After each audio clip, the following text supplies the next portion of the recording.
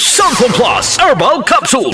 Ako si Joseph, 5 years na akong Santon Plus Herbal Capsule user. Walang ibang gamot na nakapagpagaling sa aking cirrhosis of the liver, kundi Santon Plus Herbal Capsule lang. The best talaga. Santon Plus Herbal Capsule. Mabibili sa mga butika.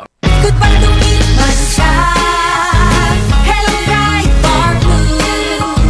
Isang labanan yan. Bright bar blue. Pride Bar Blue with powerful stain-away enzymes. Malupit magtanggal ng dumit mancha pero di masakit sa kamay. Goodbye to me, Mancha. Hello, bright bar blue. Isang labanan yan. As tested ang cotton and polycotton. Sa mancha, malupit. Sa kamay mo, mabait. Pride Bar Blue. Manufactured by ACS Manufacturing Corporation. ISO certified. World-class quality. ACS.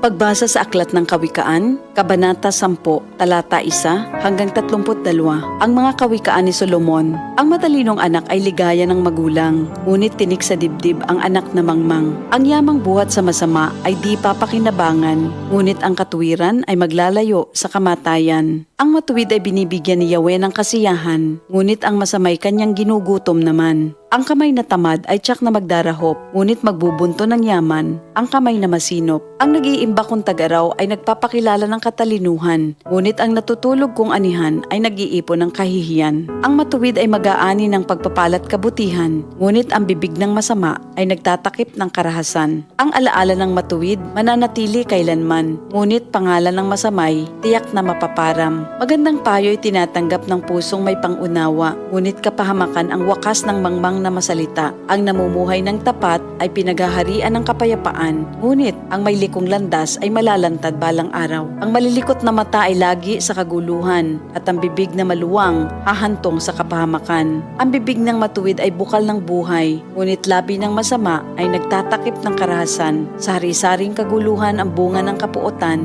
ngunit ang pag-ibig ay pumapawi sa lahat ng kasalanan. Sa labi ng may unawa matatagpuan ang karunungan, ngunit sa likod ng isang mangmang pamalo ang kailangan. Ang taong matalino'y nag-iimpok ng karunungan, ngunit ang salita ng mangmang ay nagdadala ng kapahamakan. Ang kayamanan ng mayamay matibay niyang tanggulan, ngunit ang kahirapan ng yagit ay kanyang kapahamakan. Ang kinikita ng matuwid ay nagbibigay buhay, ngunit ang sama-sama winawalda sa kasamaan. Ang nakikinig sa payo ay nasa daan ng buhay, ngunit ang ayaw sumunod ay tungo sa pagkaligaw. Ang nagtatanim ng puot ay puno ng kasinungalingan. Ang naninira sa kanyang kapwa ay isang taong mangmang. Ang taong masalita ay malapit sa pagkakasala, ngunit nagpipigil ng dila ay dunong ang pakilala. Ang dila ng matuwid ay tulad ng pilak na mahalaga, ngunit ang puso ng mangmang ay basura ang kagaya. Ang labi ng matuwid sa marami ay pakinabang, ngunit ang mangmang ay namamatay ng walang karunungan. Ang pagpapala ni Yahweh ay kayamanan na walang kasamang kabalisahan.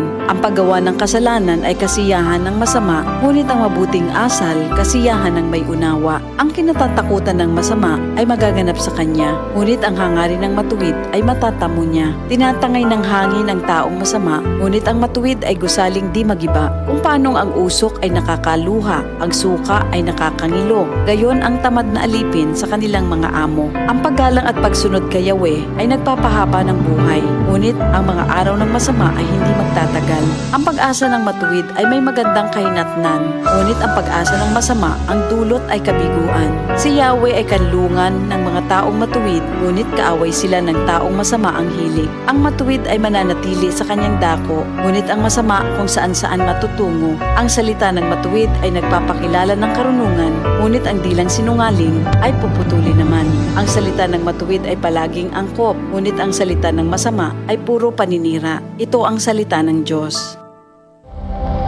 Ito ang DCXL News. 558 kHz. 6 na dekadang maaasahan sa balita at serbisyo publiko. Ang himpilan ng RMN Network sa Mega Manila. Live sa radyo at online.